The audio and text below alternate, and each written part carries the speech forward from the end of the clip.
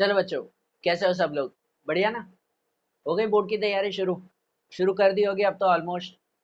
चलो अब वही पेपर पैटर्न को हम लोग पहले कंटिन्यू करें। हमने अकाउंट स्टेट इको उसी का पेपर पैटर्न समझा था। आज गुजराती, इंग्लिश, हिंदी, एसपीसीसी उनके थोड़े पेपर पैटर्न समझ ले। सबसे पहले इंग्लिश का पेपर पैटर्न समझते हैं हम लोग। अच्छा चलो, इंग्लिश के पेपर पैटर्न में जो आपने फर्स्ट टर्म में ऑलमोस्ट एग्जाम दिया ना, सेम पेपर पैटर्न ही रहता है। फिर भी थोड़ा सा हम समझ लें कि आपका सेक्शन ए प्रोज का रहता है, मतलब सब चैप्टर्स वाइज रहता है। उसमें क्या क्या आता है उसमें? तो उसमें कॉम्प्रिहेंशन आता है सबसे पहले, बराबर। आपका प्रोज का ही मतलब टेक्स्ट बुक के ही कोई एक चैप्टर का कॉम्प्रिहेंशन, कोई एक पैराग्राफ आता है और उसके ऊपर से क्वेश्चन आंसर्स होते हैं। और वो क्वेश्चन आंसर भी एमसीक्यू टाइप रहते हैं, 5 मार्क के। मतलब आपको पैराग्राफ होगा और पैराग्राफ के नीचे 5 एमसीक्यूज होंगे जिनका आंसर हमें बताना है। यहाँ पर एक चीज रहती है इसमें कि बोर्ड में जब ये पूछते हैं ना, तो जो 5 एमसीक्यूज हैं, जरूरी नहीं कि उसका आंसर पैराग्राफ के अंदर ही हो, बराबर। ये जो कॉम्प्रिहेंशन चैप्टर वाइज पूछते हैं ना, इसमें से 5 में से 1 या 2 एमसीक्यू आपको हमेशा ऐसा होगा जिसका आंसर कॉम्प्रिहेंशन में, मतलब के पैराग्राफ में नहीं होगा, बाहर का कुछ पूछेंगे। जैसे कोई पैराग्राफ होगा और आपको पूछेंगे ये पैराग्राफ कौन से चैप्टर का है, तो वो चैप्टर का नाम आपको ध्यान होना चाहिए। जो आपके 8 चैप्टर हैं इंग्लिश के, उसमें से कौन से चैप्टर का पूछा हुआ है, तो वो एमसीक्यू टाइप होता है, बराबर। वो ध्यान हो। कभी पूछते हैं कि भाई ये राइटर का नाम क्या है, वो बताओ, राइटर का नाम पूछते हैं। कभी कोई कैरेक्टर के बारे में पूछते हैं कि भाई ये जो सेंटेंस लिखा हुआ है, ये सेंटेंस कौन सा कैरेक्टर बोल रहा है, ठीक है ना। कभी कोई कैरेक्टर के बारे में पूछा जाता है, ठीक है। तो ये कॉम्प्रिहेंशन में 1 या 2 एमसीक्यू ऐसे आते ही हैं। कभी मीनिंग पूछते हैं कि भाई पैराग्राफ के अंदर ये वर्ड दिया हुआ है, इस वर्ड का मीनिंग क्या है, वो नीचे 4 ऑप्शन भी होंगे, बराबर। तो थोड़ा सा लॉजिकली उसमें चलना पड़ेगा हमें। तो पहला कॉम्प्रिहेंशन आएगा 5 मार्क का, मतलब 5 एमसीक्यूज होंगे पैराग्राफ पर से। तो सबका आंसर पैराग्राफ में ही हो ऐसा जरूरी नहीं, ये ध्यान देना। उसके बाद फिल इन द ब्लैंक्स आएगी, फिलअप्स आएगी वोकेबुलरी की, 5 मार्क की। ये आपको भी ध्यान है कि भाई पूरा पैराग्राफ आता है, ठीक है ना। टेक्स्ट बुक का ही कोई भी चैप्टर का एक पूरा पैराग्राफ दिया गया होता है, उस पैराग्राफ में से ही कुछ वर्ड्स मिसिंग होते हैं जो ब्लैंक्स की तरह आपको पूछते हैं। और वो सभी वर्ड्स आपको ब्रैकेट में दिए भी हुए होते हैं जंबल वर्ड्स की तरह, आपको खाली अरेंज करके रखना है कि सही जगह पर सही ब्लैंक का आंसर हमें लिखना है। ऐसे फिल इन द ब्लैंक्स पूछता है ना, पूरा पैराग्राफ होगा, उस पैराग्राफ में 5 मार्क के फिल इन द ब्लैंक्स है ना, मतलब 10 ब्लैंक्स होगी उसमें, हाफ हाफ मार्क की एक ब्लैंक, 10 ब्लैंक्स आएंगे। उन 10 ब्लैंक के अंदर जो है, उस 10 के ही आंसर भी आपको दिए गए होंगे, ब्रैकेट में सबके आंसर होंगे। आपको खाली पता करना है कि कौन सी जगह पे कौन सा आंसर लिखना है हमें।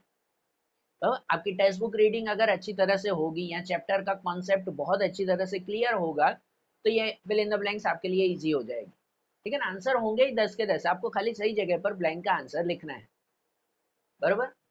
तो चलो, 5 मार्क की fill in the blanks, 5 mark का कॉम्प्रिहेंशन, और उसके बाद क्वेश्चन आंसर्स, है ना। प्रोज के ही क्वेश्चन आंसर्स आएंगे। 5 में से 3 आंसर लिखना, मतलब 5 आंसर आपको आएंगे, 3 लिखने हैं 9 मार्क्स के, मतलब 3 3 मार्क का एक आंसर है।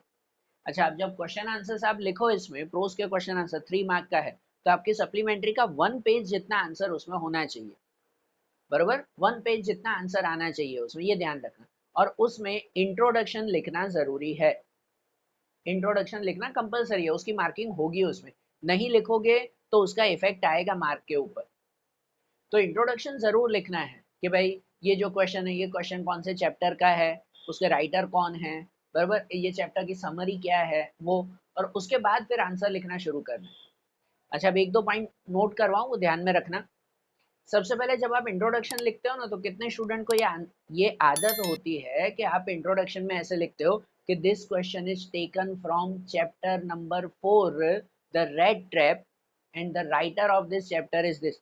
तो चैप्टर नंबर 4 ये थोड़ी लिखने की जरूर है, ये चैप्टर नंबर बहुत स्टूडेंट ऐसे लिखते हैं, वो लिखने की जरूर नहीं है। नॉर्मल लिखो कि this question is taken from the chapter red trap, written by this, जो भी राइटर का नेम हो, बराबर। और उसके अंदर भाई ये समरी है, ये कॉन्सेप्ट है, ऐसे इंट्रोडक्शन में लिखा जाएगा, बराबर ना। ये सिंपल सा इंट्रोडक्शन पहले लिखते हैं, उसमें 3 से 4 लाइन का, फिर उसमें लिखो आंसर।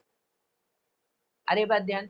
अच्छा चलो, जब उसमें आंसर भी लिखो ना, तो एक चीज ध्यान देना, कितने स्टूडेंट को ये भी बात जो है वो ध्यान में रखनी पड़ती है कि, दूसरी एक बात ये ध्यान में रखना कि कितने स्टूडेंट क्या करते हैं, पूरे चैप्टर की समरी जो है वो उसमें लिख देते हैं। गलत नहीं है कि आप पूरे चैप्टर की समरी उसमें लिख दो, पर कितनी बार उसकी मार्किंग नहीं होती। अब पूरी समरी लिखते हो फिर भी 3 में से 1 मार्क आता है, क्योंकि जो क्वेश्चन पूछा हुआ है ना, वो कॉन्सेप्ट उसमें जस्टिफाई होना ज़रूरी है।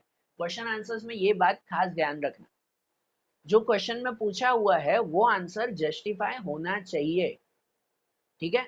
तो फिर आपको जो है वो 3 में से 2.5 मार्क या 3 आउट ऑफ 3 मिलते हैं, बिल्कुल मिलते हैं। अगर आपका ग्रामर अच्छा है, सेंटेंस फॉर्मेशन अच्छा है, राइटिंग जो है वो पार्ट अच्छा है आपका, मतलब बहुत अच्छी तरह से डिसेंटली आपने लिखा है, तो 3 में से 3 भी मिलते हैं। जैसे मैं बाकी सब सब्जेक्ट में बोल रहा था 100 आउट ऑफ 100 इसमें भी आते हैं। 95 प्लस तो कहीं नहीं गए आपके, अगर आपने अच्छी तरह से प्रैक्टिस की है तो। 95 प्लस आते ही आते हैं उसमें, बरोबर? आते हैं, बहुत स्टूडेंट्स के आते हैं। हर साल जो है वो बोर्ड में टॉप करने वाले स्टूडेंट्स होते हैं, जिनके इंग्लिश में भी 97, 98, 99 मार्क्स भी आते हैं। तो उनको क्वेश्चन आंसर्स में थोड़ी हर क्वेश्चन में से जो है वो एक एक मार्क, कितने स्टूडेंट के स्कूल में ये माइंडसेट बैठ गया ना कि यार क्वेश्चन आंसर से एक एक मार्क तो कट होता ही है। नहीं होता है कट, ये खाली माइंडसेट आपका बैठ गया है, कोई नहीं होता है। एग्जाम में, बोर्ड एग्जाम में 98, 99 मार्क्स लाने वाले भी स्टूडेंट्स हैं इंग्लिश में, तो क्या उनका हर क्वेश्चन में एक एक मार्क कट हुआ है? तो कहाँ से आएंगे पूरे मार्क्स? बराबर? वो राइटिंग स्किल, वो प्रैक्टिस आपको करनी पड़ती है। सेंटेंस फॉर्मेशन सही तरह से लिखो, राइटिंग जो है वो बराबर लिखो, उसमें प्रेजेंटेशन अच्छा करो, आपको 100% मिलेंगे मार्क्स। तो बात यहाँ पे है कि जो क्वेश्चन आंसर्स लिखो ना, उसमें जो क्वेश्चन पूछा हुआ है वो जस्टिफाई होना चाहिए। क्वेश्चन जस्टिफाई होना चाहिए तो आपको पूरे मार्क्स मिलेंगे। आप पूरी समरी लिख दोगे तो वो समरी जो है वो कोई ज़रूरी नहीं है। अब जैसे चलो वही रेड ट्रैप वाला जो है वो चैप्टर है, एक जस्ट एग्जांपल कि वही रेड ट्रैप का जो चैप्टर है, उसमें इसमें पूछा जाए कि चलो उसकी एंडिंग जो है वो एक्सप्लेन करो, एंड। अब एंड आपको ध्यान है, स्टोरी आपको ध्यान होगी कि रेड ट्रैप के एंड में जो वो रेड ट्रैप सेलर था, वो एक चिट जो है वो उस आयरन मास्टर के घर पे रख के जाता है, बरोबर ना? ये कॉन्सेप्ट जो है वो उसमें एक्सप्लेन करना है, एंड एक्सप्लेन करना है, बरोबर? तो अगर एंड पूछा हुआ है, उसमें आप लोग क्वेश्चन में पूरी स्टोरी जो है वो लिख रहे हो, आपने एक की जगह 1.5 पेज का आंसर लिखा, लेकिन उसमें जो एंड पूछा हुआ वो एंड आखिरी की खाली 3 लाइनें लिखी है, बाकी सब तो और कुछ लिखा हुआ है, तो मार्किंग क्यों मिलेगी? क्यों देंगे आपको मार्किंग कोई भी? जो पूछा हुआ है वो आपने खाली 3 लाइन लिखी है, और बाकी का जो है वो पूरा आंसर, पहले की पूरी स्टोरी लिख रहे हो कि रेड ट्रैप जो है वो ऐसे घूमता था, उसने यहाँ से पैसे चोरी किए, वो यहाँ गया, वो वहां गया, ये पूरी स्टोरी नहीं है जरूरी। वो शॉर्ट में लिखो, वो 3 लाइन में लिखो, एंड को पूरे पेज में एक्सप्लेन करो कि उसका हृदय परिवर्तन कैसे हुआ, उसका माइंडसेट कैसे चेंज हुआ, वो किस तरह से बदल गया, ये चीजें जो है वो एक्सप्लेन करनी है। इन शॉर्ट जो क्वेश्चन में पूछा हुआ है वो कॉन्सेप्ट क्लियर होना चाहिए, तो 3 में से 3 आपको मिलेंगे, ठीक है? ये चीज ध्यान में रखना। चलो क्वेश्चन आंसर्स के लिए तो 5 में से 3 आंसर लिखने हैं आपको, बरोबर? इंट्रोडक्शन और कॉन्सेप्ट अच्छी तरह से क्लियर होना चाहिए, सिर्फ सब में समरी मत लिख देना। तो सेक्शन ए में ये 3 बातें आएगी, बरोबर?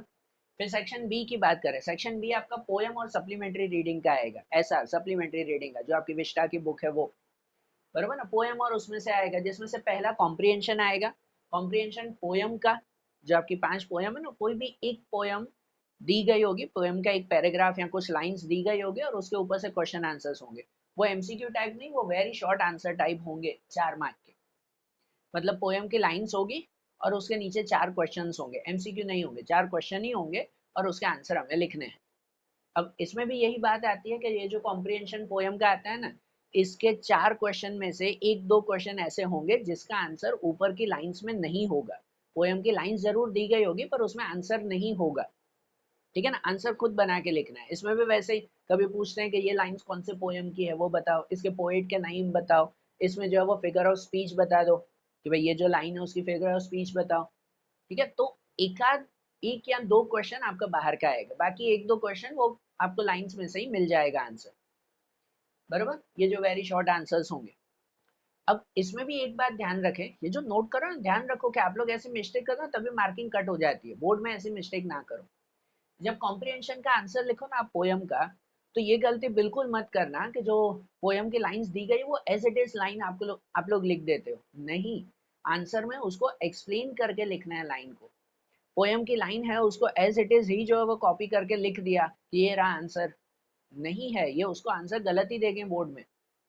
सेम टू सेम कॉपी करके मत लिखो, उसको एक्सप्लेन करो कि जो क्वेश्चन में पूछा हुआ है उसके हिसाब से क्या लाइन है, उस लाइन को एक्सप्लेन करके लिखो कि भाई ये है उसका आंसर, बरोबर ना, एज इट इज आंसर मत लिखना। पर हाँ, कुछ वर्ड्स जरूरी हो, वो उसमें से कुछ वर्ड्स लिखो, बाकी एज इट इज पोएम की लाइन ही मत लिखो रिदमिक फॉर्म में। आ रही है ना बात ध्यान? तो चलो कॉम्प्रिहेंशन आएगा, वेरी शॉर्ट आंसर, एमसीक्यू नहीं है, क्वेश्चन आंसर्स टाइप आएंगे 4 मार्क के। 4 मार्क का फिगर ऑफ स्पीच आएगा, ये एमसीक्यू टाइप आएगा। तो ना पोएम की कोई भी लाइन होगी उसका फिगर ऑफ स्पीच बताना है, ध्यान है ना। हम एक वीडियो बनाएंगे इसका फिगर ऑफ स्पीच के बारे में, उसको एक्सप्लेन करेंगे थोड़ा सा, ठीक है। तो चलो फिगर ऑफ स्पीच आएगा, एमसीक्यू टाइप 4 मार्क का वो आएगा। उसके बाद क्वेश्चन आंसर्स आएंगे, पोएम के ही क्वेश्चन आंसर्स, जिसमें से एनी 4 आउट ऑफ 6, 6 क्वेश्चन होंगे, उनमें से 4 अटेम्प्ट करने हैं जो 8 मार्क के, मतलब पोएम के आंसर्स आपके 2-2 मार्क के हैं। इसके 3-3 मार्क के थे, पोएम के 2-2 मार्क के हैं। मतलब जो आपकी सप्लीमेंट्री होगी उसको 50 to 75% का आंसर लिखना है आप। इसमें भी वही बात, इंट्रोडक्शन बरोबर लिखना, प्रॉपर इंट्रोडक्शन जैसे इसमें बताया, इसमें भी लिखेंगे कि this question is taken from this poem, whose poet is this, poet या poetess is this, and this poem describe this। मतलब ये पोएम में ये जो है वो कॉन्सेप्ट है, ये पूरा इंट्रोडक्शन थोड़ा अच्छी तरह से लिखना। फिर वही बात कि जो कॉन्सेप्ट पूछे वो लिखना है, पोएम की पूरी समरी मत लिख देना इसमें भी, ठीक है ना। जो मेन पूछा हुआ है कि इस चीज को जस्टिफाई करो, तो उसी चीज को जस्टिफाई करना है, ठीक है ना। बाकी की चीजों को जस्टिफाई नहीं करना है, बाकी की चीज भले शॉर्ट में लिखो, पूछा हुआ है उसे मेन जस्टिफिकेशन होना चाहिए।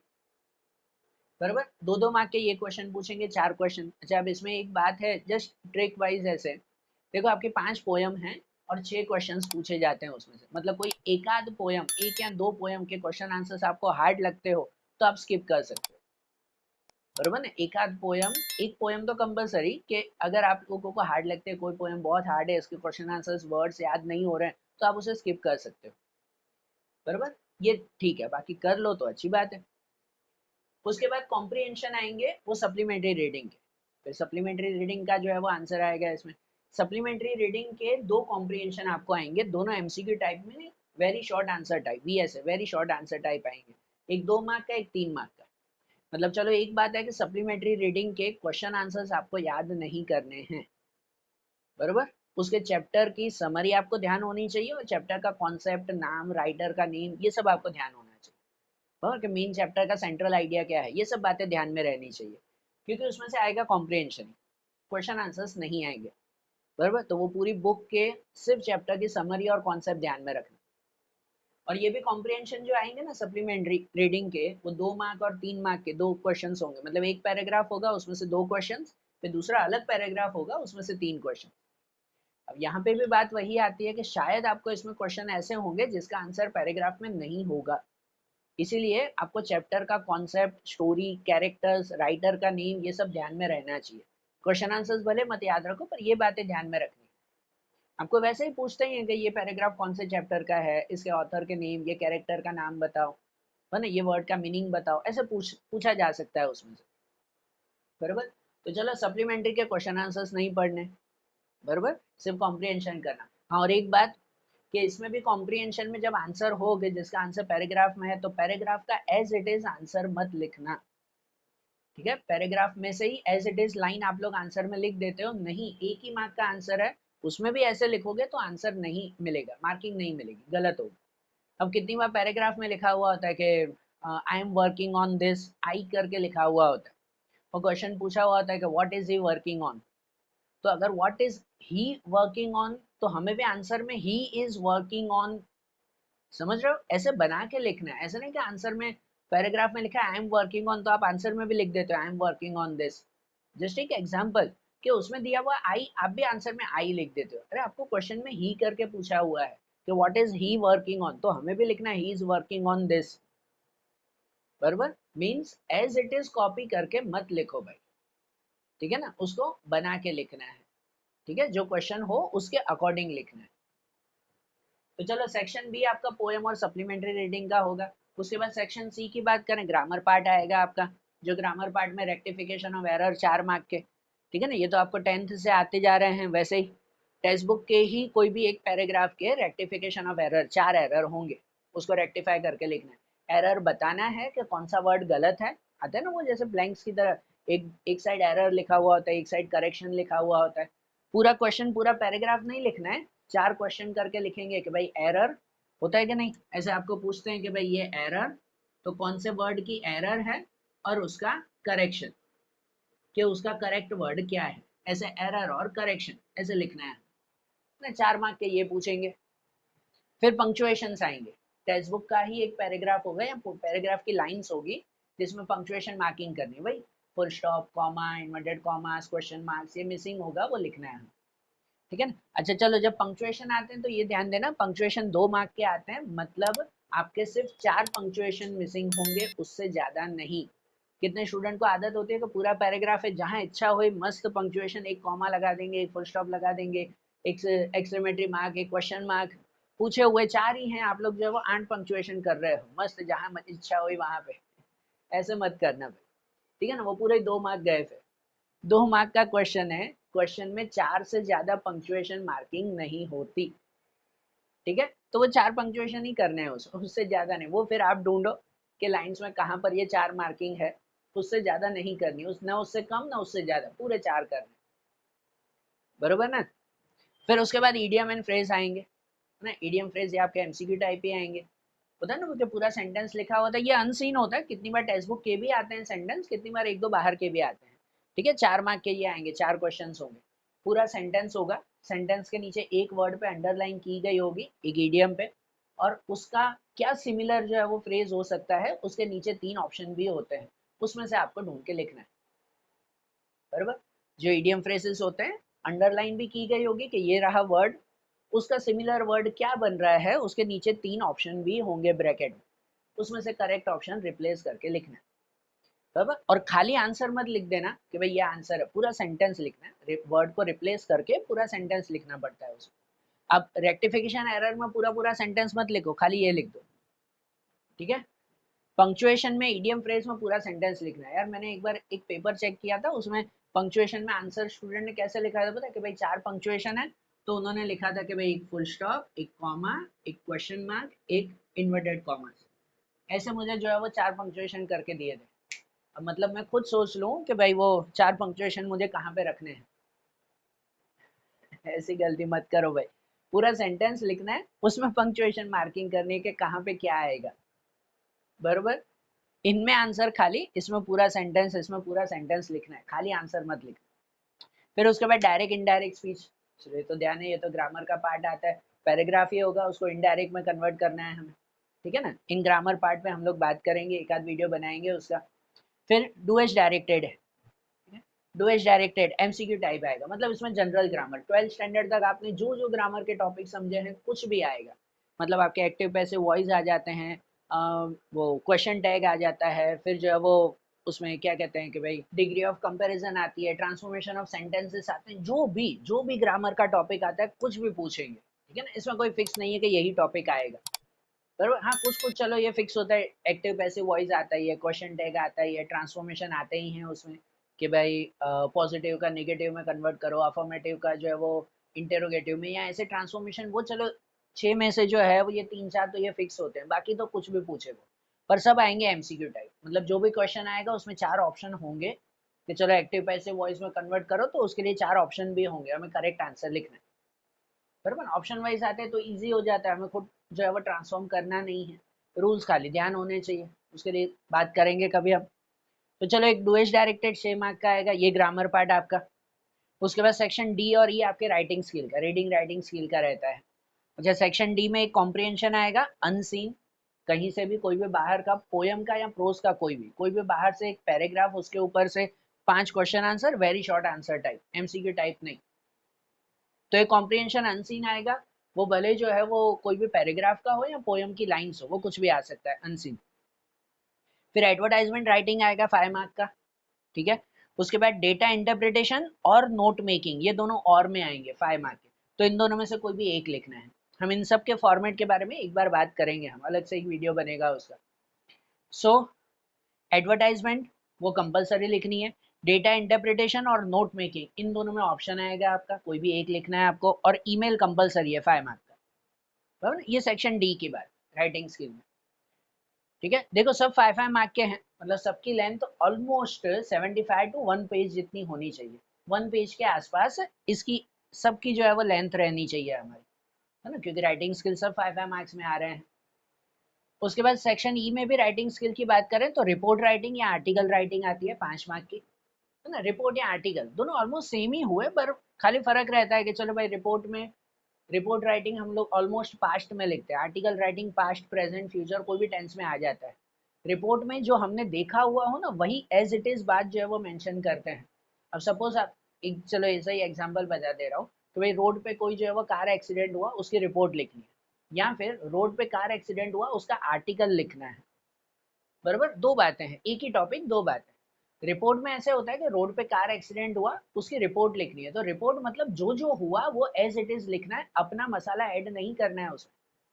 बरोबर ना, कि भाई हाँ ये कार एक्सीडेंट हुआ था, इस वजह से हुआ, उस वक्त इतनी भीड़ जमा हो गई, कुछ लोगों ने हॉस्पिटल से जो है वो एम्बुलेंस बुलाई गई, उसको ऐसे ठीक किया गया, भाई किसी को जो है वो इतनी चोट लगी, जो हुआ वही का वही लिखना है। आर्टिकल में भाई कि जो हुआ वो तो बताना ही है, थोड़ा सा जो है वो अपनी बातें भी लिखी जाती है। मतलब भाई रोड पे कार एक्सीडेंट हुआ, ठीक है, ये एक्सीडेंट हुआ इतने बजे ऐसा, उस वक्त जो है वो आर्टिकल में ये भी बताएंगे कि भाई हाँ इसकी जो है वो गलती थी। बराबर, सरकार को भी जो है वो रोड सेफ्टी के ऊपर ध्यान देना चाहिए, या फिर जो है वो ट्रैफिक के ये रूल्स फॉलो करने चाहिए, सरकार को ये चेंजेस करने चाहिए, हमें जो है वो अपनी ये रिस्पॉन्सिबिलिटी निभानी चाहिए। मतलब कुछ उसके अकॉर्डिंग सजेशंस भी, तो वो आर्टिकल बन जाता है पूरा। रिपोर्ट में जो है वही लिखना है, कुछ अपनी बातें ऐड नहीं करनी है।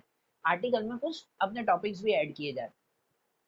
बरोबर, बात करेंगे डिटेल में जो है वो समझेंगे इन बातों को, पर ये तो जस्ट एक बात निकल गई उसमें कि रिपोर्ट और आर्टिकल राइटिंग और में आएगा, कोई भी एक लिखना है, कोई भी एक की आप अच्छी तरह से प्रैक्टिस करो।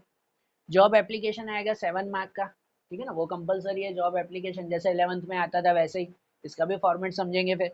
और ऐसे राइटिंग और स्पीच राइटिंग आएगी, ये और में कोई भी एक लिखना है, या तो ऐसे दो ऐसे आएंगे, कोई भी एक लिखना है, और स्पीच राइटिंग का एक ही टॉपिक होगा वो लिखना है, या तो ऐसे लिखो दो में से कोई एक, या तो वो स्पीच लिखो।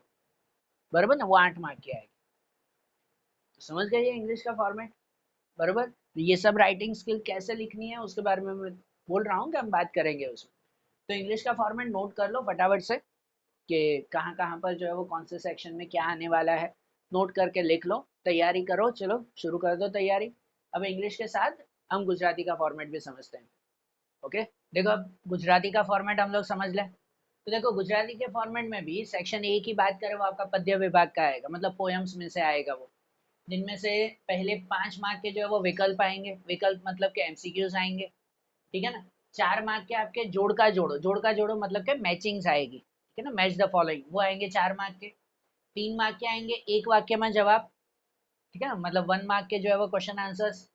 4 मार्क के आएंगे बेत्रोण वाक्य में जवाब, 2-3 मार्क के क्वेश्चन आंसर्स, ठीक है ना, गमे ते बे, गमे ते बे मतलब कि एनी टू लिखने, तीन होंगे दो लिखने हैं, एक ऑप्शन में रहेगा।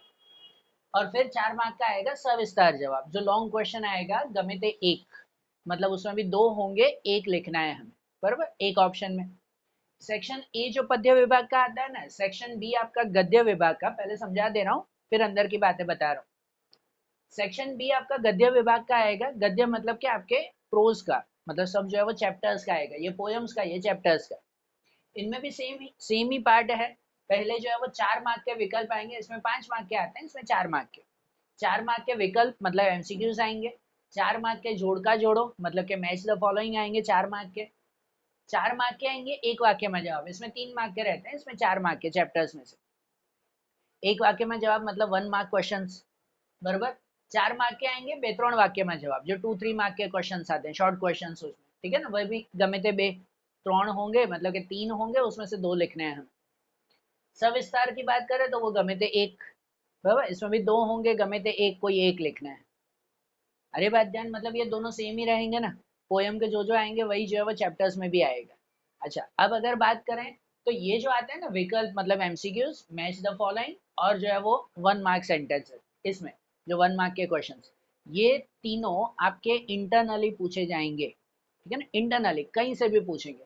चलो अगर सिर्फ मैचिंग की बात करें, जोड़ का जोड़ो, यहाँ पे भी यहाँ पे भी, जोड़ का जोड़ो में ज्यादातर आएगा या तो फिर जो है वो राइटर या पोएट का नेम, जोड़ का भाई ये चैप्टर है, सामने जो है वो राइटर्स के नेम है या पोएट के नेम है, वो मैचिंग करके लिखना है।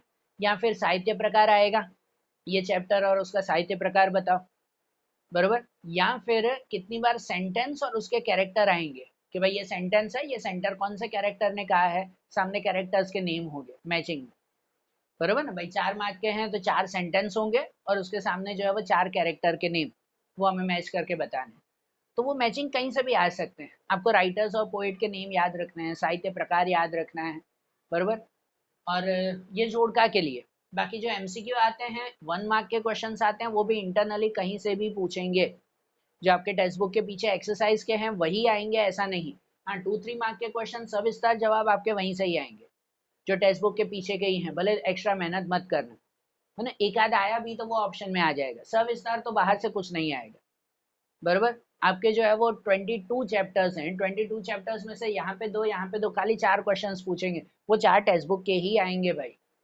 22 चैप्टर में से 4 क्वेश्चंस खाली पूछने वाले हैं सविस्तार के लिए, वो 4 तो टेक्स्ट बुक के ही आते, कोई बाहर का नहीं आता। तो टेक्स्ट बुक के क्वेश्चन आंसर्स करने, ये 2-3 मार्क में भी टेक्स्ट बुक के ही।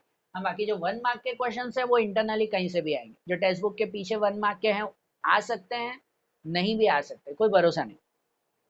इंटरनली पूछते हैं कभी कभार जो है वो एमसीक्यू में, एमसीक्यू या 1 सेंटेंस कहीं से भी, जैसे कभी उसमें भी चैप्टर का नाम पूछते हैं, राइटर का नेम पूछते हैं, कोई सेंटेंस लिखा हुआ था कि भाई ये सेंटेंस किसने बोला है, वो ऑप्शन में से बताओ, या 1 सेंटेंस में बताओ उसमें, बरोबर। या कोई कैरेक्टर पूछते हैं कि ये कैरेक्टर कौन से चैप्टर का है, बरोबर ना। कि भाई अगर कैरेक्टर पूछा जाए कि भाई नारायण हेमचंद्र वो कौन से चैप्टर का है, तो वो बताना है हमें, या उसके ऑथर कौन है। ऐसे इंटरनली जो है वो क्वेश्चंस कहीं से भी पूछे जाएंगे। अरे बात ध्यान, बरोबर। तो उसके लिए जो है वो प्रैक्टिस रखना, मतलब कि आपके सब क्वेश्चन आंसर्स अगर अच्छी तरह से तैयार होंगे, बरोबर, और राइटर के नेम, साहित्य प्रकार, ये सब अच्छी तरह से आएंगे, तो एमसीक्यू 1 मार्क आपके हो सकते हैं। इसमें भी मुझे आउट ऑफ मार्क्स चाहिए, 100 आउट ऑफ 100 प्रैक्टिस वैसे करनी है भाई। सब चीज़ें अच्छी अच्छी तरह से करना है, छोड़ने की आदत मत रखो। क्या छोड़ देना, छोड़ो ना, ऐसे कौन करे, कौन एक एक मार्क के लिए मेहनत करे। एक एक मार्क के लिए ही मेहनत करने में मजा आता है, ठीक है ना, तभी मजा आता है कुछ काम करने में हमें। तो पूरी प्रैक्टिस करना उसमें। हाँ, कभी कोई जो है वो बुक के नेम होते हैं कि भाई ये चैप्टर है, ये चैप्टर कौन सी बुक में से लिया हुआ है। जैसे पता है वो कुसुमनु कठण तप, तो वो सरस्वती चंद्र बुक में से लिया हुआ है, तो ऐसे बुक के नेम पूछते हैं, बराबर। या कोई पोयम है तो ये पोयम कौन सी बुक में से ली हुई है, किसने लिखी है इस पोयम। अगर कोई दूसरी भाषा की पोयम हो, उसको गुजराती में अनुवाद किया हुआ है, तो किसने अनुवाद किया है। ऐसे इंटरनल क्वेश्चंस इनमें आएंगे ही आपके, वो ध्यान में रखना। बेहतरीन मार्क और सविस्तार आपको टेक्स्ट बुक के ही आएंगे, बाकी के कहीं से भी। क्लियर। तो सेक्शन ए और बी वो आपको देखना है, ठीक है ना, वो टेक्स्ट बुक में से याद करना है। बाकी सी डी ई वो आपके अनसीन होते हैं। मतलब सेक्शन सी की बात करें, वो आपका व्याकरण ग्रामर का आता है ना। 20 मार्क का आपका ग्रामर आता है, जिसमें ये सब टॉपिक्स आते हैं हमारे। प्रत्यय और नाम योगी, उसमें 3 क्वेश्चन होते हैं, है ना। विराम चिन्ह के 2 क्वेश्चन आते हैं, संयोजक के 2 क्वेश्चन आते हैं, साधु संयुक्त संकुल वाक्य के एक एक क्वेश्चन होते हैं, है ना। ये सब टॉपिक हैं, फिलहाल मैंने टॉपिक लिखे हैं, अलग से मैं इसके बारे में समझाऊंगा। व्याकरण का पूरा जो है वो एक एक्सप्लेनेशन में अलग से दूंगा, 100% दूंगा, ठीक है ना। कि सब टॉपिक के बारे में समझाएंगे, 20 में से 20 मार्क कैसे कवर करने हैं मैं समझाऊंगा उसमें। अभी तो खाली ये सब नाम है, बराबर। और उसमें भी जो प्रत्यय, नाम योगी, विराम चिन्ह है, ये 3 जो हैं, ये पहले के 3, ये 7 मार्क का, 20 में से ये 7 मार्क का आपको डायरेक्ट क्वेश्चन आएंगे। बाकी इन सब में साधु संयुक्त संकुल, पद क्रम, पद संवाद, रूढ़ि प्रयोग, समास, सामासिक अर्थ, समानार्थी, विरोधार्थी, वाक्य रचना, जोड़नी, कहवत, ये सब आपके एमसीक्यू फॉर्म में आएंगे। मतलब 20 मार्क में से 7 मार्क का आपको डायरेक्ट आंसर लिखना है, बाकी के 13 मार्क के आपके एमसीक्यू आएंगे, बराबर। सब टॉपिक के बारे में हम एक एक बार बात करेंगे, है कि नहीं। फिर सेक्शन डी की बात करें, भाषा सज्जता का, मतलब लैंग्वेज वाइज जो क्वेश्चंस आते हैं, ये सब अनसीन। सेक्शन सी और डी तो अनसीन ही आता है, सॉरी डी और ई। डी में बात करें तो एक आता है आपका काव्यवाची ने प्रश्नों ना जवाब लिखो, या फिर फकरोवाची ने प्रश्नों ना जवाब लिखो, 5-5 मार्क के लिए। सिंपल कहो तो ये आपके कॉम्प्रिहेंशन क्वेश्चन आते हैं ना, ये दोनों आपके कॉम्प्रिहेंशन है, वो पूछे जाते हैं, बरोबर। ये काव्यवाची मतलब आपके पोयम कॉम्प्रिहेंशन आएगा, और ये फकरोवाची ने मतलब प्रोज कॉम्प्रिहेंशन आएगा। कॉम्प्रिहेंशन मतलब पोयम और पैराग्राफ आपको होंगे ही अलग अलग क्वेश्चन में, उसके नीचे 5-5 क्वेश्चन होंगे, उसका आंसर आपको लिखना है। यहाँ पे भी वही बात कहें जो मैंने इंग्लिश में बात कही थी, इंग्लिश के सब्जेक्ट में, कि जब इसके आंसर्स लिखो तो जो पैराग्राफ या जो पोयम है उसका as it is answer, as it is line copy मत करना, नहीं तो मार्किंग नहीं मिलेगी, मार्क्स नहीं मिलेंगे, वो भूल जाना कि मेरे इसमें से आने वाले। बाकी ये 10 मार्क आपके 100% कवर होते हैं, पर आप लोग ये गलती कर देते हो। तो ये गलती मत करना, एज इट इज पोएम की लाइन है एक्सप्लेन करके लिखो उसे। जो पैराग्राफ की लाइन भी एज इट इज पैराग्राफ की लाइन मत लिखो, एक्सप्लेन करके लिखो उसे, है ना, समझो, कुछ वर्ड्स यूज करो, कुछ लाइन का पार्ट यूज करो, बराबर, फिर उसको एक्सप्लेन करके लिखो कि हाँ भाई ये है आंसर उसका, ठीक है। फिर संक्षिप्तीकरण आता है 5 मार्क का। संक्षिप्तीकरण मतलब कहते हैं प्रेसी राइटिंग। प्रेसी राइटिंग मतलब आपको पैराग्राफ होगा, उस पैराग्राफ को 1/3 पार्ट में हमें कन्वर्ट करके लिखना है, समरी लिखनी है, 1/3 पार्ट में कन्वर्ट करके लिखना है उसको, समरी टाइप, बराबर। ये संक्षिप्तीकरण आता है, प्रेसी राइटिंग।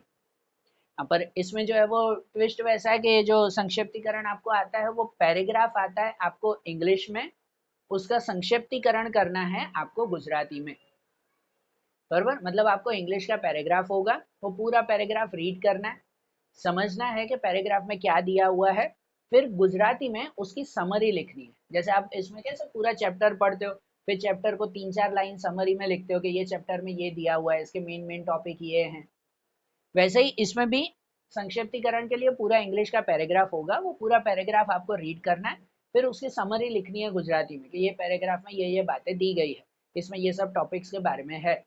4 से 5 लाइन 6 लाइन में ये लिखना है ना। संक्षिप्तीकरण मतलब शॉर्ट प्रेसी राइटिंग, पूरे का 1/3 पार्ट में कन्वर्ट, तो आपका 1/3 मतलब जो है वो 5-6 लाइन हो जाती है मैक्सिमम, और फिर उसको टाइटल देना है खास, संक्षिप्तीकरण के साथ टाइटल भी देना है। पैराग्राफ को समरी लिखिए और समरी लिखने के बाद ऊपर जो है वो उसका टाइटल, ठीक है।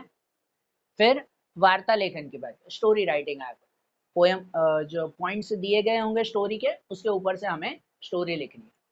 अच्छा चलो, स्टोरी राइटिंग जो 5 मार्क के आते हैं ना, उसमें ये बात ध्यान में रखते हैं हम लोग कि जब भी आप स्टोरी लिखो तो स्टोरी में बिल्डअप अच्छा खासा करो। स्टोरी ऐसे नहीं, कितने स्टूडेंट को आदत होती है कि जो पॉइंट्स दिए गए हैं वो पॉइंट्स को एज इट इज ही आप लोग स्टोरी में लिख देते हो, एज इट इज ही स्टोरी में लिख दे रहे हो आप लोग, कि जो पॉइंट्स दिए गए हैं हर पॉइंट पर से एक एक सेंटेंस लिख दिया, अब स्टोरी बन गई आपकी आधे पेज की। अरे 5 मार्क की स्टोरी है, थोड़ा सा बिल्डअप होना चाहिए उसके ऊपर। जितना आपका बिल्डअप अच्छा होगा, जितने कैरेक्टर उसमें जो है वो अच्छे होंगे ना स्टोरी में, उतने स्टोरी के मार्क्स पूरे मिलेंगे, 5 में से 5 मिल सकते हैं। पहले स्टोरी का टाइटल लिखते हैं, स्टोरी का नाम तो होना चाहिए, कुछ कहानी का नाम, पहले ऊपर टाइटल, फिर स्टार्टिंग में एक आध पैराग्राफ स्टोरी का बिल्डअप, कैरेक्टर का बिल्डअप वो होना चाहिए। भाई कोई भी अगर राजा रानी की भी स्टोरी है तो हम ऐसे लिख सकते हैं कि भाई ये जो है वो गांव था या ये शहर था, इसमें जो है वो ये राजा रहते थे, राजा का नाम ये था, ठीक है। अपना खुद का बिल्डअप करो वो, कि भाई ये राजा का नाम था, वो राजा इतना अच्छा था या इतना बुरा था, जैसी स्टोरी हो, ठीक है ना, कि भाई वो इस तरह से जो है वो लोगों की सेवा करता था, या वो ये सब जो है वो काम करता था। ये थोड़ा थोड़ा बिल्डअप होना चाहिए, एक आध पैराग्राफ, फिर मेन स्टोरी पे आते हैं, फिर जो स्टोरी के पॉइंट्स दिए गए हो, तो भाई राजा के साथ ये घटना हुई या ऐसा हुआ, बरोबर। कभी जो है वो कोई जानवर की भी स्टोरी पूछी जाए कि भाई सपोज कोई बंदर की स्टोरी पूछी गई, तो लिखो नाम कि भाई ये जो है वो जंगल था, जंगल का नाम भी ये था, इस जंगल में ये सब जानवर रहते थे, उनमें से इस नाम का ये एक बंदर रहता था। अरे ये कैरेक्टर बिल्ड करोगे ना तभी वो स्टोरी में मजा आता है। आप जब पूरी स्टोरी पढ़ते हो या सुनते हो, उसमें क्या डल स्टोरी होती है, ये बंदर था, ये ऐसे करता था, ये राजा था, ये करता था, ऐसे स्टोरी में मजा आता है क्या?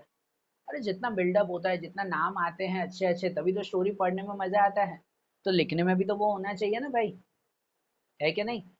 तो ध्यान देना बेटा, वार्ता लेखन 5 मार्क का आएगा, जिसमें ऊपर आपका टाइटल होना चाहिए पहले, फिर पूरी स्टोरी, ठीक है ना, 1 से 1.5 पेज की आपकी स्टोरी हो, बिल्डअप अच्छा खासा हो, और उसके बाद आखिरी में उसका मोरल सीख, बरोबर ना, या बोध करके लिखे आप, ऊपर टाइटल फिर स्टोरी फिर बोध, है ना, मोरल उसका, ये 3 होने चाहिए भाग वार्ता में। तो सेक्शन डी है। सेक्शन ई की बात करें, उसमें पहला विचार विस्तार, 2 विचार विस्तार आएंगे, एक लिखना है। विचार विस्तार में पोयम की लाइंस होती है, उसको एक्सप्लेन करना है, ठीक है ना। इसमें भी जितना आप बिल्डअप अच्छा करोगे, जितना डिटेल में एक्सप्लेन करोगे, उतना अच्छा है आपके लिए। अरे बात ध्यान, ठीक है ना। तो ये विचार विस्तार जो है वो लिखना है अच्छी तरह से। फिर विचार विस्तार पोयम की लाइंस को एक्सप्लेन करके जो है वो लिखना, जितना जो है वो डिटेल में एक्सप्लेन करो उतना अच्छा। चलो अगर उसमें बताऊं तो विचार विस्तार को, चलो ठीक है बता देते हैं कि अगर विचार विस्तार को बताओ तो उसको 3 पार्ट में डिवाइड किया करो। विचार विस्तार का पहला पार्ट लिखा करो कि भाई नॉर्मल जो है वो समझौती, एक सिंपल जो है वो समरी टाइप, કે ये पोएम की लाइंस में भाई આ પંક્તિઓમાં આ કહેવા માંગે છે, પણ આ मतलब जो भी उसमें दिया गया हो कि આ પંક્તિઓમાં કવિ કહેવા માંગે છે કે पहले की दो तीन लाइन पहला पैराग्राफ, उसके बाद सिंपल सेकंड पैराग्राफ उसको एक्सप्लेन करो। अपनी कोई कहानी याद आती है ना तो भी उसमें लिखो, कोई दूसरे कोट्स याद आते हो ना तो भी बीच में लिखो उसमें, बरोबर। कोई जो है वो किस्सा याद आता हो वो उसमें लिखो, उसको एक्सप्लेन करो डिटेल में, जितना डिटेल में और अच्छी तरह से एक्सप्लेन करो उतना अच्छा है।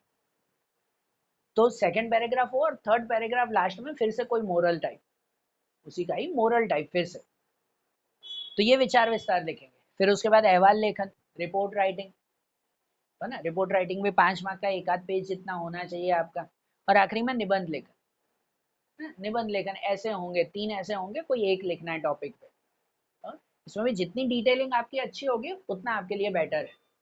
निबंध लेखन भी 10 मार्क का है, मतलब करीबन जो है वो 2 पेज का आपको लिखना पड़ता है, 2 पेज का निबंध लेखन होना चाहिए, कम से कम 2 से ज्यादा लिखो तो भी ठीक है, बरोबर।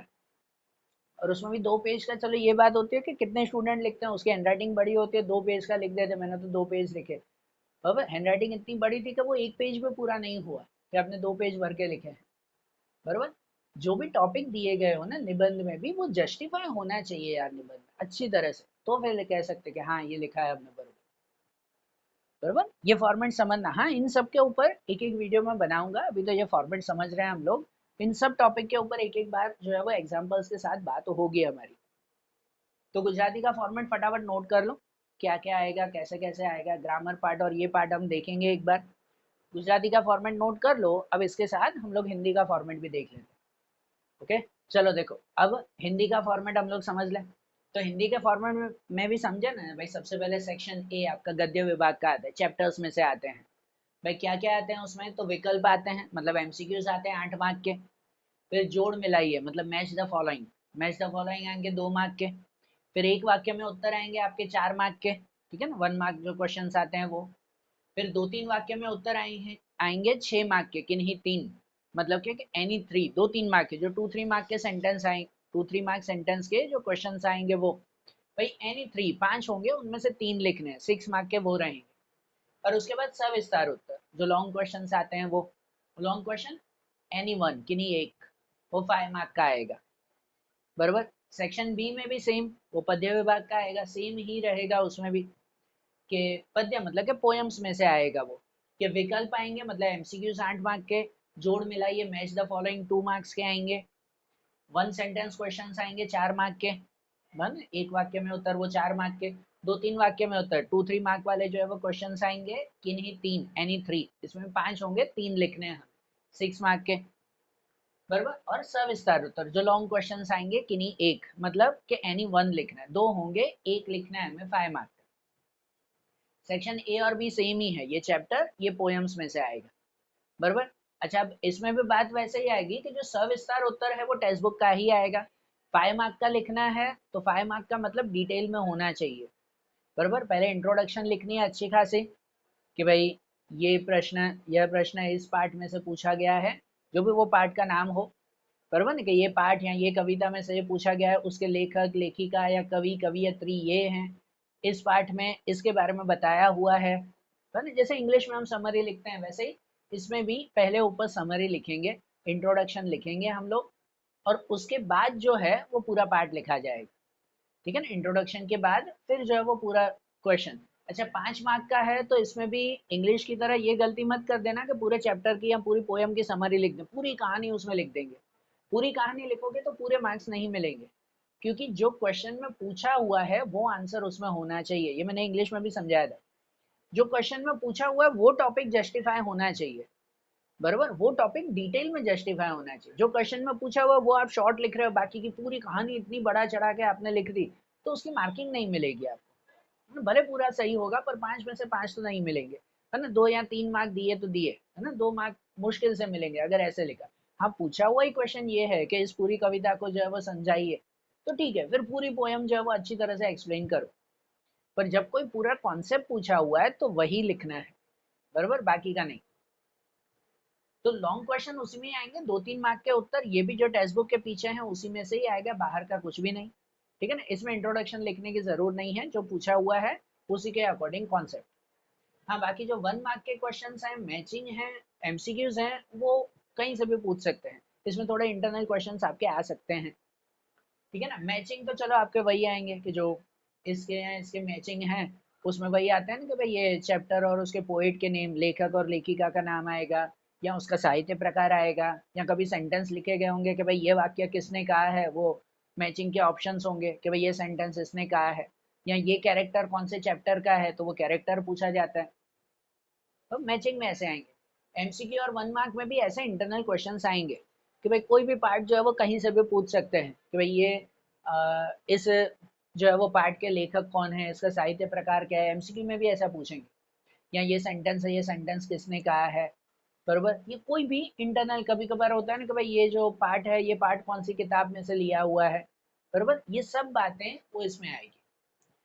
तो इन तीनों के लिए वो इंटरनली ध्यान में रखना। और टेक्स्ट बुक की रीडिंग या क्वेश्चन आंसर्स की रीडिंग अच्छी तरह से होनी चाहिए। राइटर के नेम, मतलब लेखक लेखिका, साहित्य प्रकार, है ना, बुक्स के नेम के कौन सी बुक में से ये चैप्टर लिया हुआ है, ये सबके नाम अच्छी तरह से ध्यान में रहना चाहिए। बाकी 2 मार्क 3 मार्क के क्वेश्चंस और ये लॉन्ग क्वेश्चंस, वो तो आपके टेक्स्ट बुक के पीछे के ही आएंगे, उसी पे ही मेहनत करना। तो चलो सेक्शन ए और बी इसमें से। सेक्शन सी की बात करें, वो आपका ग्रामर का पार्ट आएगा, है ना, ऑप्शन वाइज नहीं, कोई एमसीक्यू नहीं, सब में डायरेक्ट आंसर लिखने हैं। समानार्थी पूछेंगे 2 मार्क के, विलोम शब्द मतलब विरोधार्थी 2 मार्क के, तत्सम रूप पूछे जाएंगे 2 मार्क के। तत्सम रूप आते हैं ना कि भाई कोई पर्टिकुलर दूसरी भाषा का शब्द भी हिंदी में यूज होता है, या हिंदी का शब्द दूसरी भाषा में यूज होता है, तो उनके जो है वो पर्टिकुलर मीनिंग लिखने हैं। तो वो तत्सम रूप समानार्थी की तरह ही आपको आता है, हर चैप्टर के पीछे तत्सम रूप दिए हुए हैं। यहाँ के ग्रामर का भी जो पार्ट है उसमें भी लिखा हुआ है, ठीक है। तो 2 मार्क के वो पूछेंगे मीनिंग वाइज। प्रत्यय और उपसर्ग पूछेंगे कि नाम के कोई भी शब्द के आगे और पीछे जो शब्द लगते हैं वो प्रत्यय, प्रत्यय पीछे लगने वाले शब्द, उपसर्ग आगे लगने वाले शब्द। जैसे शब्द आता है धर्म, तो धर्म के आगे उपसर्ग लगता है तो हो जाता है अधर्म, बराबर। तो ऐसे कौन से शब्द के आगे जो है वो उपसर्ग या पीछे प्रत्यय लगे हुए हैं, उसको अलग करके हमें बताना है। 2 मार्क के वो पूछेंगे। फिर शब्द समूह के लिए एक शब्द, वो 2 मार्क के पूछेंगे, ये भी टेक्स्ट बुक के ही आएंगे आपको, जो हर चैप्टर के पीछे दिए हुए होते हैं ना, ये सेंटेंसेस या मीनिंग ग्लोसरी जो दी गई होती है, शब्दार्थ होते हैं, उनमें से ये पूछा जाए। अशुद्ध वाक्य को शुद्ध कीजिए, 1 मार्क का वो पूछेंगे।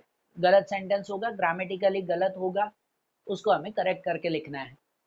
फिर कहावत का अर्थ 1 मार्क का पूछेंगे, ये भी आपके टेक्स्ट बुक के ही आते हैं, हर चैप्टर के पीछे जो दिए गए, किसी किसी में कहावत दी गई है हर चैप्टर के पीछे, बराबर। तो वो कहावत का अर्थ 1 मार्क का पूछे, कहावत होगा उसको एक्सप्लेन करना 1 मार्क में, एक आध सेंटेंस में। फिर मुहावरे लिखकर वाक्य प्रयोग 4 मार्क के पूछेंगे, है ना, मतलब 2 क्वेश्चंस इसमें आएंगे, 2 मुहावरे, उसका हमें मीनिंग लिखना है, उसका अर्थ लिखना है, और उसका फिर वाक्य में प्रयोग भी करना है। तो हर मुहावरे का जो है वो ये 2 मार्क का होगा, एक अर्थ का एक मार्क और एक वाक्य का 1 मार्क, है ना। ऐसे 4 मार्क का पूछेंगे 2 क्वेश्चंस। और प्रयोजन मूलक हिंदी से जो है वो पूछे जाएंगे 4 क्वेश्चन।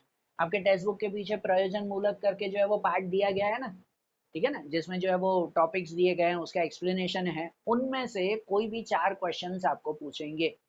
एमसीक्यू टाइप नहीं, शॉर्ट क्वेश्चन टाइप, 1 1 मार्क के जो है वो क्वेश्चंस, बराबर। जो टेक्स्ट बुक के सब चैप्टर्स के पीछे दिए हुए ना प्रयोजन मूलक करके, आपकी टेक्स्ट बुक देखना भाई, आखिरी में प्रयोजन मूलक करके दिए हुए हैं, कुछ टॉपिक हैं, उसका एक्सप्लेनेशन है, तो वो रीड करने टॉपिक, उनमें से कोई भी 4 क्वेश्चंस पूछे जाएंगे, बराबर। प्रयोजन मूलक में से ये व्याकरण विभाग का ये सब आएगा, अरे बात ध्यान। उसके बाद सेक्शन डी और ई की बात करें, ये तो ऑलमोस्ट अनसीन आता है। सेक्शन डी आपका अर्थ ग्रहण का आता है, कि जिसमें पहला पद्यांश संदर्भ व्याख्या, बराबर। पद्यांश का ससंदर्भ व्याख्या हमें लिखनी है। पद्यांश मतलब कि भाई पद्य का अंश, जो पोयम की लाइंस होगी आपकी, टेक्स्ट बुक के ही कोई भी पोयम में से 2 लाइंस दी गई होगी, एक पोयम की 2 लाइंस दी गई होगी, उसको एक्सप्लेन करके लिखना है, डिटेल में एक्सप्लेन करके लिखना है, बराबर। जो विचार विस्तार की तरह आता है भाई, उसकी तरह ये लिखना है हमें पद्यांश।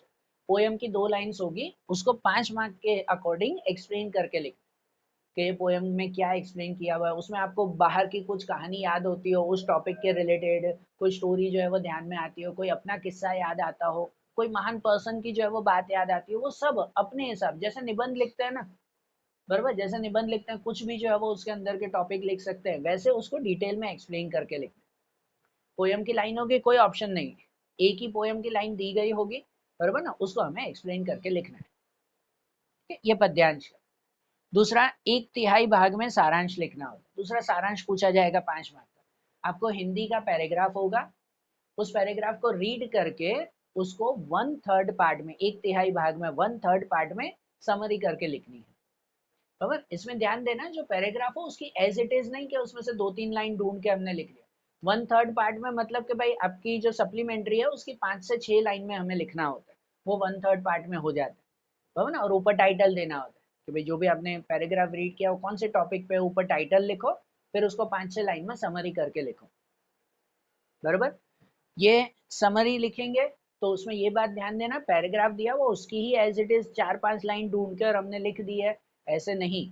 इसमें कैसे होता है कि आप जब चैप्टर पढ़ते हो तो पूरा चैप्टर पढ़ लिया, फिर उसकी समरी लिखते हो ना, कि ये पार्ट में इसके बारे में बताया हुआ है, भाई ये समरी है। ठीक है, इसमें भी वैसे लिखना है, तो पूरा पैराग्राफ रीड करो, फिर उसमें बताएंगे कि भाई इसमें इसके बारे में समझाया हुआ है, वो टॉपिक्स खुद बना के लिखना। कुछ वर्ड यूज कर सकते हो, कुछ बातें यूज कर सकते हो पैराग्राफ में से, उसमें से ही यूज करनी है, पर लिखने ओन वर्ड्स में है, एज इट इज लाइन नहीं लिखनी है उसकी। फिर गद्यांश पर से प्रश्न, तो ये गद्यांश आएगा, मतलब पैराग्राफ आएगा, पैराग्राफ पर से 5 क्वेश्चंस होंगे जिसका आंसर पैराग्राफ में से ही ढूंढ के लिखना है। ये अनसीन कहीं से भी, चैप्टर का मतलब टेक्स्ट बुक का ही पैराग्राफ नहीं आएगा, कहीं से भी पूछेंगे वो। तो पैराग्राफ पर से क्वेश्चन आंसर्स ये आएगा 5 मार्क के। और आखिरी में सेक्शन ई में लेखन विभाग आपका आएगा, जिसमें कहानी और निबंध लिख, कहानी लिखनी है 5 मार्क की और निबंध लिखना है 5 मार्क का, निबंध 10 मार्क का, सॉरी मैंने 5 मार्क का लिख दिया है, निबंध जो है वो 10 मार्क का आएगा आपका। बराबर, कहानी 5 मार्क की और निबंध 10 मार्क का है। अच्छा, जब कहानी लेखन लिखो आपको मुद्दे दिए गए होंगे, पॉइंट्स होंगे, उसको एक्सप्लेन करके लिखना है। और कहानी में ये चीज ध्यान देना, बिल्डअप अच्छा खासा करना, ठीक है ना, बिल्डअप सही होना चाहिए कहानी का, तो ही आपको उसकी मार्किंग अच्छी मिलेगी। ना, जितना बिल्डअप होगा, बिल्डअप मतलब जो भी कहानी हो, भाई जैसे जो है वो अगर कोई राजा महाराजा की कहानी है तो हम उसमें लिखना पड़ता है कि भाई ये शहर था, ये नगर था, भाई ये नगर का ये नाम था, उसमें जो है वो इतने बड़े महल में ये नाम का राजा रहता था, वो कैरेक्टर बिल्डअप, स्टोरी बिल्डअप पहले एक आध पैराग्राफ में होना चाहिए, है ना। हम भी जैसे कोई कहानी पढ़ते हैं तो उसमें जब बिल्डअप होता है कि ये नाम था, उसमें ये राजा था और ये वो ये काम करता था, तो ऐसा बिल्डअप हो तो कहानी सुनने में मजा आता है, तो हमें लिखना भी वैसा पड़ता है। तो अब अभी बिल्डअप करो कि कोई अगर जंगल की भी कहानी है तो भाई ये जो है वो शहर था, उसमें ये नाम का जंगल था, जंगल का नाम भी, उसमें ये सब जानवर रहते थे, उसमें ये नाम का जानवर रहता था। भाई पहला पैराग्राफ मस्त बिल्डअप होना चाहिए कि यार पढ़ने वाले को मजा आ जाए, चलो अब कहानी शुरू हो रही है। फिर दूसरे पैराग्राफ में जो है वो जो पॉइंट दिए गए उसके अकॉर्डिंग कहानी लिखो। भाई ये राजा था, राजा इतना अच्छा था या इतना बुरा था, लोगों के लिए ये करता था वो करता, पहले पैराग्राफ में मस्त बिल्डअप करो। फिर सेकंड पैराग्राफ में मस्त मतलब ऐसा नहीं पूरे पेज का ही बिल्डअप, 5-6 लाइन का अच्छा खासा बिल्डअप रखो। फिर सेकंड में कहानी शुरू करो, तो भाई राजा के साथ ये घटना हुई, ऐसा हुआ, जो भी कहानी जैसी दी गई हो। तो जितना बिल्डअप सही, उतने आपके मार्किंग सही। बराबर, कहानी में भी 5 में से 5 मार्क मिलते हैं, पर बिल्डअप आपका सही होना चाहिए, सही राइटिंग होनी चाहिए। कहानी में लिखो तो ऊपर सबसे पहले टाइटल आपका, टाइटल के बाद जो है वो आपकी पूरी कहानी, ठीक है ना, 5 मार्क की है, 1 से 1.5 पेज की आपकी कहानी होनी चाहिए, और आखिरी में उसकी सीख होनी चाहिए, 3 भाग ये होने चाहिए। बराबर, ऊपर जो है वो टाइटल मतलब शीर्षक आपकी कहानी का, फिर उसके बाद जो है वो पूरी कहानी, और आखिरी में आएगा उसकी सीख, और फिर लास्ट में निबंध 10 मार्क का। 10 मार्क का आपको आता है, मतलब करीबन 2 से ढाई पेज का आपका होना चाहिए निबंध। तो निबंध है, कोई बंधन नहीं उसमें, तो आपको जैसे हो, पर जितनी अच्छी आपकी राइटिंग होगी, जितनी नॉलेज उसमें अच्छी तरह से डालोगे। निबंध में कितने स्टूडेंट क्या करते हैं पता है, एक ही बात को जो है वो रिपीट करते रहेंगे, रिपीट करते रहेंगे, रिपीट करते रहेंगे, मेरी तरह। मेरी भी आदत है, पर ऐसा नहीं होना चाहिए। निबंध में ये होना चाहिए कि जितना आप उसमें नॉलेज ऐड करोगे, जितनी नई नई बातें लिखोगे ना निबंध में, उतनी आपकी मार्किंग ज्यादा आएगी। एक ही बात को रिपीट मत करो, ठीक है ना, उसमें नए नए कॉन्सेप्ट भरो, बाहर की कोई कहानी बताओ, कोई किस्सा बताओ, कोई जो है वो नई बात लिखो, आसपास की जो है वो कोई बात उसमें समझाओ। जितनी नई नई बातें होगी ना उस निबंध में, टॉपिक के रिलेटेड, बाहर की नहीं, जो टॉपिक पूछा हुआ निबंध का वही, जितना नया कॉन्सेप्ट लिखोगे उतने उसके मार्किंग अच्छे होंगे। अरे बात ध्यान।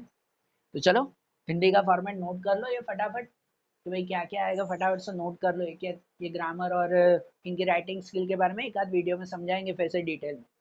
और अब लास्ट एसपीसीसी का फॉर्मेट देखते हैं, ठीक है ना। जिनका एसपीसीसी सब्जेक्ट है उनके लिए एक लास्ट फॉर्मेट हम लोग देखें फटाफट। चलो अब एसपीसीसी का फॉर्मेट देख लेना, लास्ट एक इसका फॉर्मेट हम लोग समझ लें। तो देखो इनके फॉर्मेट में बात करें तो भाई सेक्शन ए की बात करें तो सेक्शन ए में 20 मार्क के आपके एमसीक्यू आएंगे, बराबर ना, 1 to 20 वो तो फिक्स एमसीक्यू। अच्छा एमसीक्यू पे कौन से चैप्टर के आएंगे वो यहाँ पे मेंशन है कि जो आपका सीसी का पार्ट है, कम्युनिकेशन कॉरेस्पॉन्डिंग का पार्ट है, उसमें 1 to 6 हर चैप्टर में से एक एक एमसीक्यू आएगा। और जो एसपी का पार्ट है सेक्रेटेरियल प्रैक्टिस का, उसमें से फर्स्ट चैप्टर में से 3 एमसीक्यू, सेकंड चैप्टर में से 2, ये जो 2 लिखा हुआ है मतलब 2 MCQ second chapter, 3 third chapter में से 2, 4 में से 1, 5 6 7 में से 2 तो ऐसे 20 मार्क के एमसीक्यू होंगे, ठीक है ना। तो प्रैक्टिस थोड़ी उसके अकॉर्डिंग करना कि भाई देखो एमसीक्यू ये सब चैप्टर्स में से आएंगे। तो फिर सेक्शन बी की बात करें तो 1 मार्क के क्वेश्चंस आते हैं, 10 क्वेश्चंस आते हैं, 21 से 30 तक के आपके क्वेश्चंस, है ना। ये भी 10 क्वेश्चन कौन से चैप्टर के आते हैं, तो सीसी में से 4 5 6 के आते हैं, कम्युनिकेशन में से जो है वो 4 5 6 के ही आते हैं, 1 2 3 के 1 मार्क नहीं आते। और एसपी की बात करें तो सब चैप्टर में से एक एक आता है, ठीक है ना। टोटल ये 10 क्वेश्चन। अरे बात ध्यान, पहले सब समझा दे रहा हूँ, फिर कौन से चैप्टर आप ऑप्शन में निकाल सकते हो, क्या जो है वो स्ट्रेटेजी अपना सकते हो, वो थोड़ी बात करते हैं। तो ये सब आएंगे पार्ट।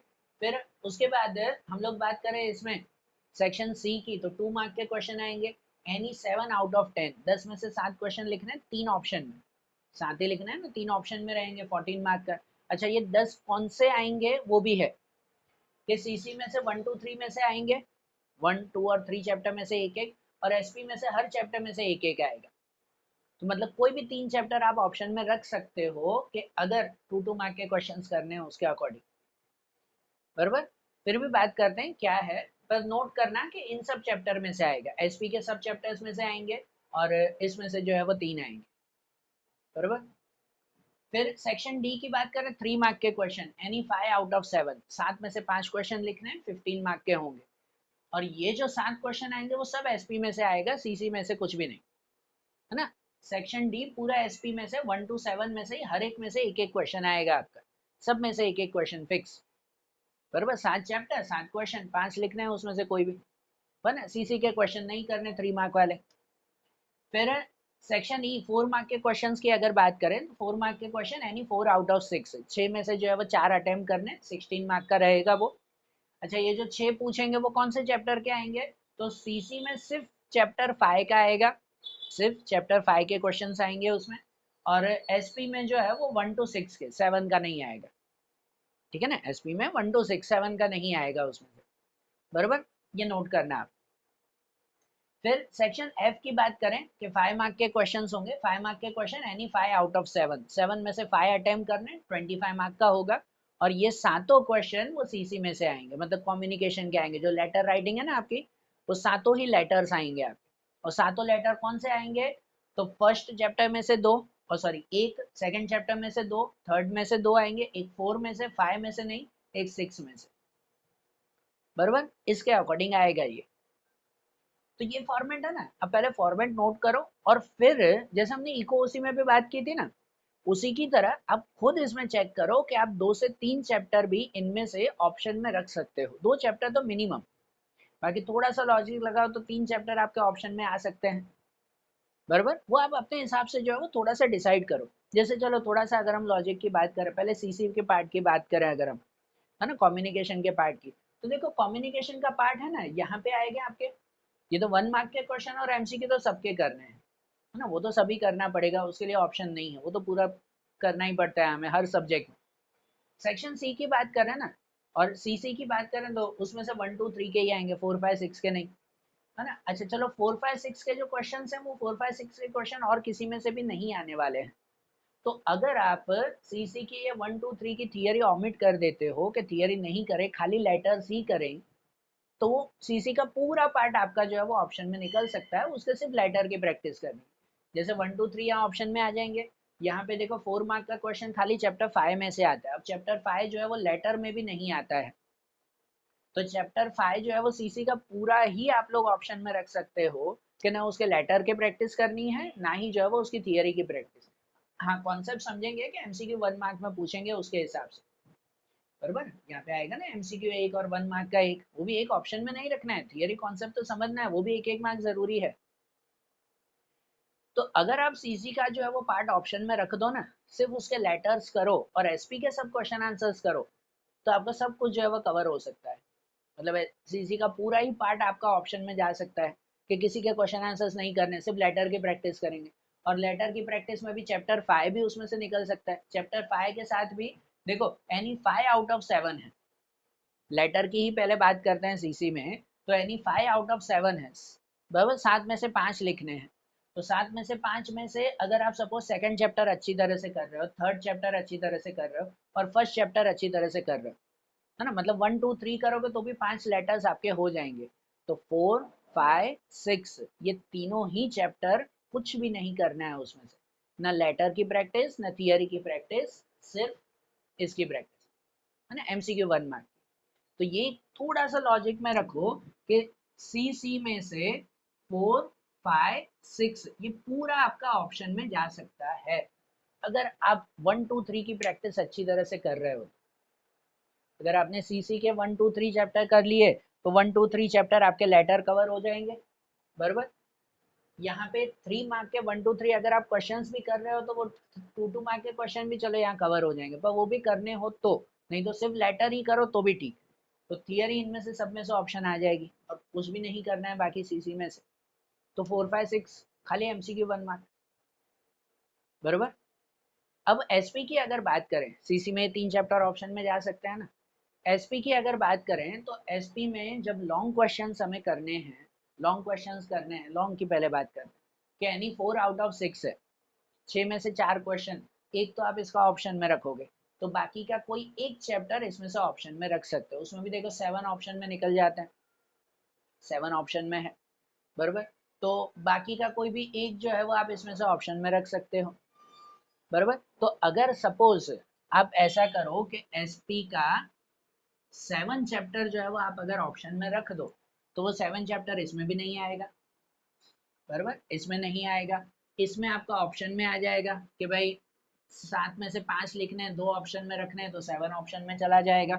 इसमें भी जो है आपका ऑप्शन में आ जाएगा, पर उसके लिए एक बात होगी कि आपको सीसी 1 2 3 के जो है वो कोई एक चैप्टर के 2 मार्क के करने होंगे, तो 7 आपका ऑप्शन में होगा, कोई भी एक का। भाई देखो 7 लिखने हैं, तो 7 में से अगर यही ऑप्शन में रख दोगे तो इसमें से तो एक करना पड़ेगा ना फिर आपको, समझ आ रही है ना बात। वो थोड़ा सा आपके हिसाब से जो चैप्टर आपको इजी लगता हो, हार्ड लगता हो, उसके हिसाब से ऑप्शन में रखो, बराबर। वैसे ही दूसरा भी कोई एक चैप्टर आप लोग ऑप्शन में रख सकते हो।